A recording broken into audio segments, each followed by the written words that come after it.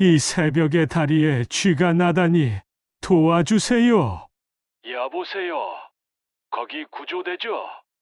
지금 빨리 와주세요. 다리에 쥐가 너무 심해서 너무 아파요. 빨리 와주세요. 밤중에 갑자기 다리에 찾아오는 그 찢어질 듯한 고통. 이건 정말 겪어보지 않은 사람은 절대 알 수 없죠. 저는 지난 30년 넘게 노년기 근육경련과 혈액순환 문제를 연구해온 박민석 박사입니다. 제가 이 분야에서 일하면서 정말 잊을 수 없는 순간이 하나 있는데요. 평소에 본인은 아주 건강하다고 믿고 계시던 한 어르신이 계셨습니다. 그분이 저한테 다리에 쥐가 자주 난다고 말씀하셨는데 그냥 나이 들면 다 그런 거 아니냐며 대수롭지 않게 넘기셨어요. 주변 분들도 다들 그러니까 괜찮다고 하셨대요. 그런데 어느 날 갑자기 그분이 숨이 차서 쓰러지시는 일이 생겼습니다. 급하게 검사를 해보니 단순한 쥐라고 생각했던 그 증상 뒤에는 깊은 혈액순환 문제가 숨어 있었던 거예요. 다리로 가는 혈류가 막혀 있었고 그게 심장까지 영향을 준 상태였습니다. 저는 그때 정말 깜짝 놀랐고 그 이후로 다리쥐를 절대 가볍게 보지 않게 되었습니다. 이런 경험을 여러 번 하면서 많은 분들에게 이 중요한 신호를 놓치지 말라고 늘 강조하게 됐어요. 특히 시니어분들은 통증에 대한 감각이 둔해지는 경우가 많아서 더욱 주의가 필요합니다. 오늘은 여러분께 다리에 쥐가 나는 게 언제 그냥 넘길 수 있는 일이고 언제 위험한 신호인지 명확하게 알려드리겠습니다. 그리고 제가 연구 현장에서 직접 효과를 확인해 온 3초 만에 할 수 있는 응급대처법까지 모두 공개할 거예요. 이 내용을 끝까지 들으시면 지금까지 여러분이 당연하다고 생각했던 다리쥐가 사실은 얼마나 중요한 건강신호인지 깨닫게 되실 겁니다. 가족 중에 다리쥐 때문에 밤마다 놀라서 깨신 분이 계시다면 댓글로 꼭 알려주세요. 그 전에 잠깐 1초 만에 누를 수 있는 버튼을 꼭 눌러주시면 영상 제작에 아주 큰 힘이 됩니다. 그럼 바로 시작하겠습니다. 얼마 전에 제 오랜 지인이신 72세 김선호님한테서 연락이 왔습니다. 목소리부터 피곤하고 지쳐 계신 게 느껴지더라고요. 밤마다 다리에 쥐가 나는 통증 때문에 잠을 제대로 못 주무시고 뒤척이신다고 하셨어요. 새벽이면 갑자기 종아리를 움켜쥐고 주저앉는 일이 반복되고 있다고 말씀하셨습니다. 처음에는 그분도 나이가 드니까 이런 일도 생기는 거겠지 하고 대수롭지 않게 넘기셨다고 해요. 주변 친구분들도 다들 그렇다고 하시니까 당연한 일이라고 생각하셨대요. 그런데 시간이 지날수록 통증이 점점 더 자주 찾아오고 특히 오른쪽 다리에만 계속 반복되니까 점점 불안해지기 시작하셨대요. 혹시 큰 병은 아닐까 걱정도 되시고 밤에 또 쥐가 날까봐 잠들기도 무서워지셨다고 합니다. 이 이야기는 끝까지 들으셔야 전체 흐름을 이해하실 수 있어요. 그날 저는 김선호님을 직접 뵙고 이것저것 여쭤봤습니다. 어떤 자세로 주무시는지, 물은 하루에 얼마나 드시는지, 낮에 어떤 활동을 하시는지 자세히 들어봤어요. 그러고 나서 먼저 수면 자세를 조금만 바꿔보시라고 권했습니다. 발끝이 아래로 떨어지지 않게 낮은 쿠션을 발밑에 두시라고 했어요. 그리고 잠들기 전에 딱 5분만 간단한 스트레칭을 해보시고 낮 동안 수분 섭취를 조금씩 자주 늘려보시라는 아주 작은 습관 변화를 제안드렸습니다. 김선호님은 처음엔 이런 작은 것들이 과연 효과가 있을까 싶으셨대요. 하지만 제 말씀을 믿고 하나하나 실천해 보셨습니다. 일주일 정도 지나니까 쥐가 나는 횟수가 조금씩 줄어들기 시작했고 몇 주 후에 다시 뵀을 때는 김선호님 표정이 완전히 달라져 계셨어요. 밤마다 깨던 일이 거의 사라졌다고 하시면서 정말 감사하다고 말씀하시더라고요. 생활 속에서 정말 작은 변화만으로도 이렇게 큰 차이가 생길 수 있다는 걸 다시 한번 확인한 순간이었습니다. 혹시 아직 구독과 좋아요를 누르지 않으셨다면 지금 바로 눌러주세요. 이 채널은 여러분의 건강한 노년을 진심으로 응원하고 있습니다. 그리고 끝까지 영상을 보시면 왜 지금 당장 여러분의 작은 습관을 바꿔야 하는지 분명하게 깨닫게 되실 겁니다. 오늘 이 영상에서 말씀드릴 내용은 여러분의 다리 건강관리 방식을 완전히 바꿀 수 있는 중요한 지혜입니다. 이 이야기를 끝까지 듣고 실천하셔야만 진정한 변화를 경험하실 수 있어요. 그럼 이제 본격적으로 왜 이런 변화가 생기는지 그 원인부터 하나씩 짚어보겠습니다. 먼저 수분과 전해질이 부족한 경우를 살펴보겠습니다. 나이가 들수록 우리 몸에서 갈증을 느끼는 감각이 점점 둔해지는 걸 아시나요? 젊었을 때는 목이 마르면 바로 알아차리고 물을 찾게 되는데 나이가 들면 목이 말라도 잘 못 느끼게 됩니다. 그래서 자신도 모르게 물을 적게 마시게 되고 몸속 전해질이 부족해지면 근육이 정상적으로 이완되지 못하고 쉽게 수축하게 돼요. 전해질이라는 게 어렵게 들리실 수 있는데요. 쉽게 말하면 우리 몸속에서 근육이 움직이고 신경이 신호를 전달하는 데 꼭 필요한 영양소라고 생각하시면 됩니다. 국내에서 진행된 노년기 수분 섭취 연구 자료를 보면 65세 이후에는 평균적으로 필요한 수분량의 60% 정도밖에 마시지 않는다는 결과가 나와 있어요. 제가 만난 69세 김미정 님도 하루에 물을 한두 컵 정도밖에 안 마셨는데 밤마다 다리지로 정말 고생하셨습니다. 아침에 한 잔, 저녁에 한 잔 정도만 드셨던 거예요. 그래서 저는 1시간에 한 모금씩이라도 물을 나누어 마시시라고 권했고 바나나나 견과류 같은 걸로 전해질을 보충하시라고 말씀드렸어요. 바나나에는 칼륨이 많고 견과류에는 마그네슘이 많아서 근육 건강에 정말 좋거든요. 그런데 여기서 주의하실 점이 있는데요. 취침 직전에 물을 과도하게 마시면 오히려 밤에 화장실을 자주 가게 되면서 수면을 방해할 수 있으니까 저녁 8시 이후로는 조금 조절하시는 게 좋습니다. 여러분은 하루에 물을 얼마나 드시고 계신가요? 두 번째로 갑작스러운 근육 피로 문제가 있습니다. 평소에 익숙하게 하시던 활동량보다 갑자기 훨씬 많이 움직이시면 종아리 근육에 피로 물질이 쌓이면서 쥐가 쉽게 발생할 수 있어요. 예를 들어 평소에는 집 근처만 산책하시다가 갑자기 손주와 놀이공원을 가신다거나 오랜만에 큰 장을 보러 시장을 오래 걸어 다니신다거나 하는 경우죠. 한국노년체력센터에서 조사한 자료를 보면 평소 운동량과 다리 경련이 생기는 빈도 사이에 명확한 연관성이 확인됐습니다. 제가 아는 정은태 74세님은 손주와 함께 등산을 다녀오신 후에 사흘 내내 다리지로 고생하셨어요. 평소에는 평지만 걸으시다가 갑자기 산을 오르니까 종아리에 무리가 간 거죠. 그래서 저는 활동량을 천천히 조금씩 늘리시고 잠들기 전에 종아리 스트레칭을 30초씩만이라도 꼭 해주시라고 말씀드렸습니다. 갑작스럽게 무리한 운동을 하시면 근육에 무리가 가니까 반드시 피하셔야 해요. 혹시 최근에 갑자기 많이 움직인 날 이후로 다리에 쥐가 났던 경험이 있으신가요? 세 번째는 혈액순환이 저하되는 경우입니다. 다리로 가는 혈류가 줄어들면 근육에 산소 공급이 제대로 안 되고 그러면 근육이 급격하게 수축하면서 쥐가 생기게 됩니다. 혈액은 우리 몸 구석구석에 산소와 영양분을 전달하는 택배기사 같은 역할을 하거든요.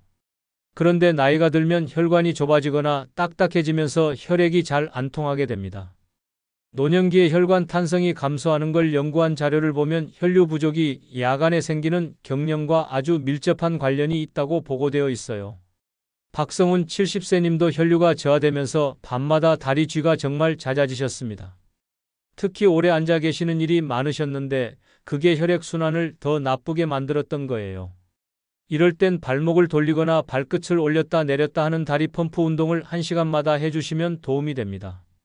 오래 앉아있는 생활은 혈류를 방해하니까 반드시 중간중간 일어나서 몸을 움직여 주셔야 해요.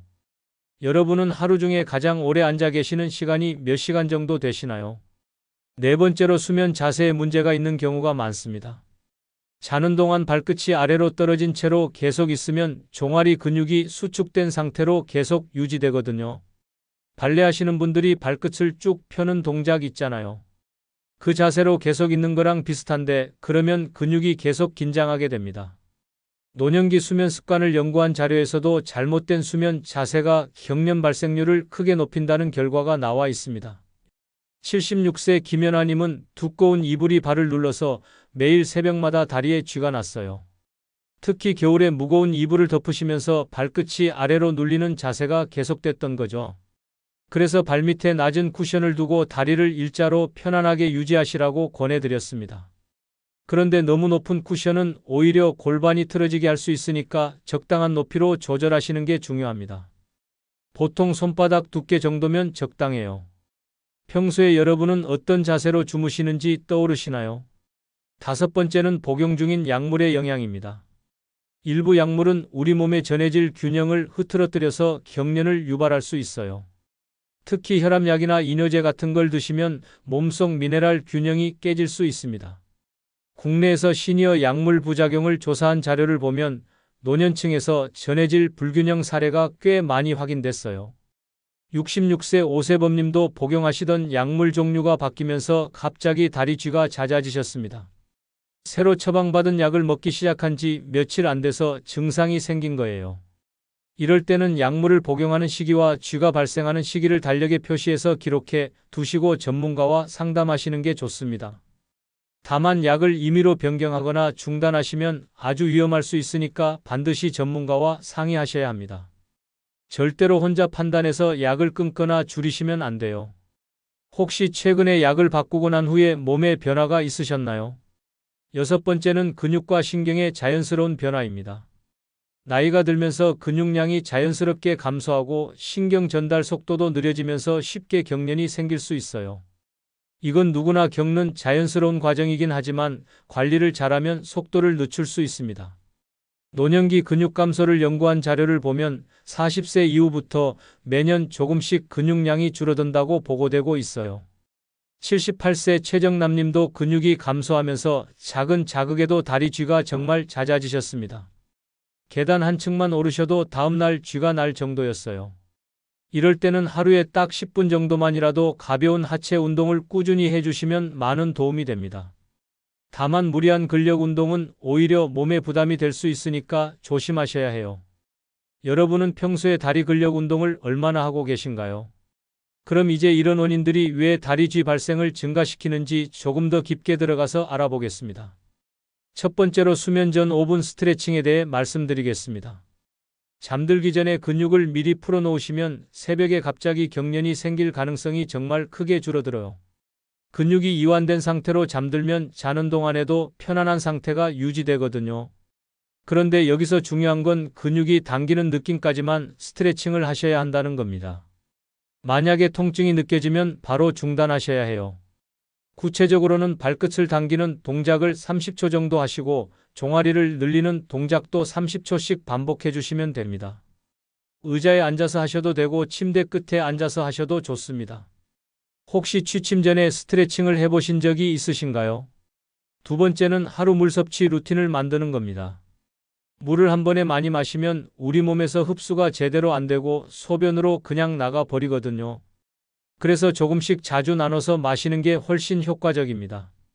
다만 저녁 늦게 물을 과도하게 드시는 건 밤에 화장실을 자주 가게 만들 수 있으니까 피하시는 게 좋아요.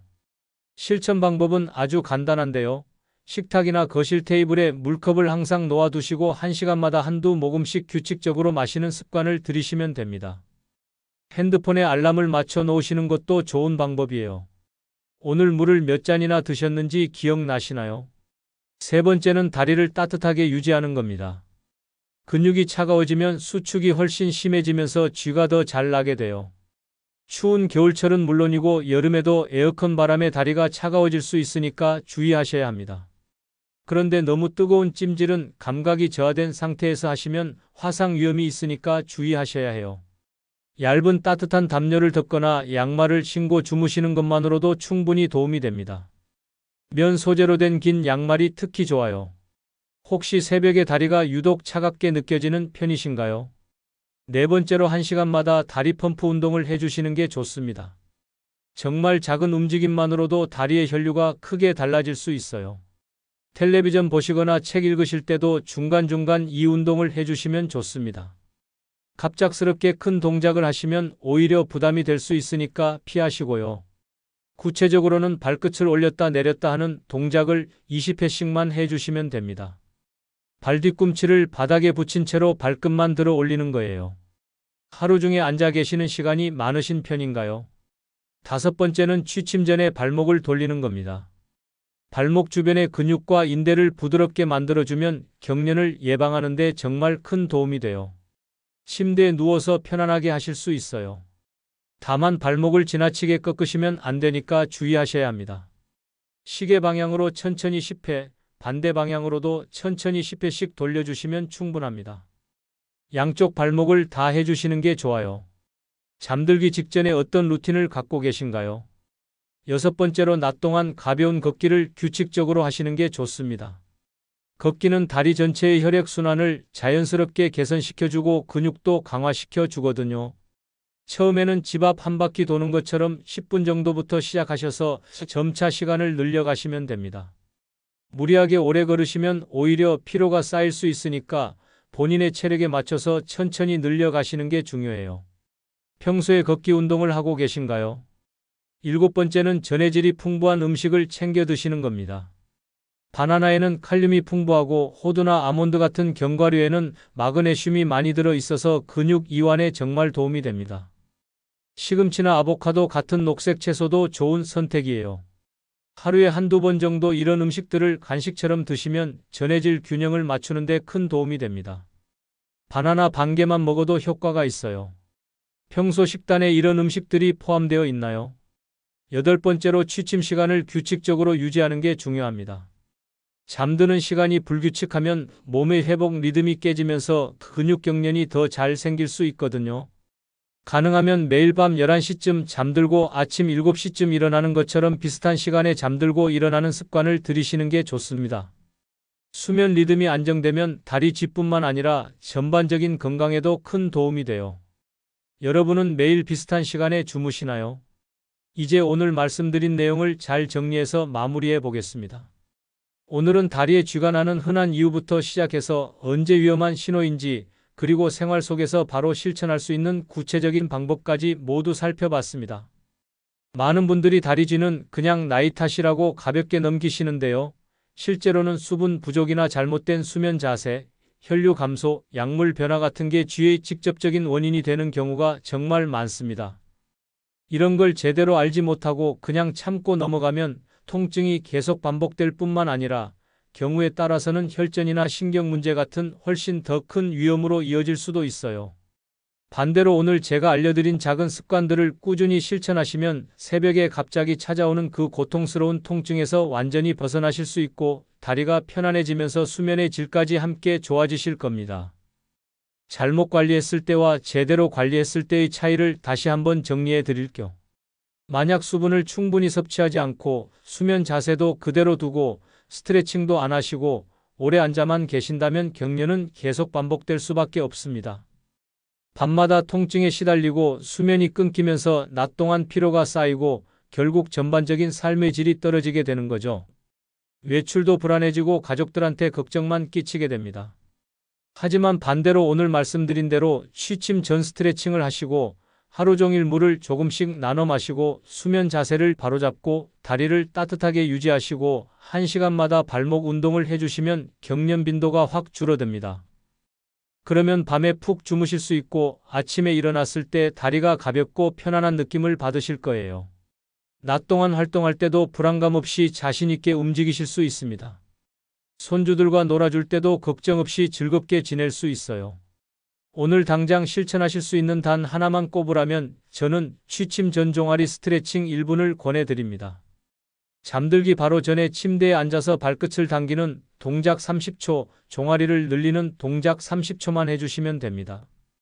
이것만으로도 오늘 밤부터 확실히 달라지는 걸 느끼실 수 있을 거예요. 정말 간단하지만 효과는 정말 놀랍습니다. 꼭 오늘 밤부터 시작해보세요. 다음 영상에서는 밤에 종아리가 무거워지는 이유와 혈액순환을 빠르게 개선할 수 있는 구체적인 방법들을 더 자세히 알려드리겠습니다. 특히 앉아서 할 수 있는 5분 루틴과 서서 할 수 있는 3분 루틴을 각각 소개해 드릴 거예요. 그리고 음식으로 혈액순환을 돕는 방법도 함께 다룰 예정입니다. 여러분은 다리 쥐가 언제 가장 불편하신지 그리고 오늘 영상에서 가장 도움이 됐던 부분이 무엇인지 댓글로 꼭 남겨주세요. 여러분의 경험을 공유해 주시면 다른 분들에게도 큰 도움이 됩니다. 오늘도 영상 끝까지 시청해 주셔서 정말 감사합니다. 건강하세요.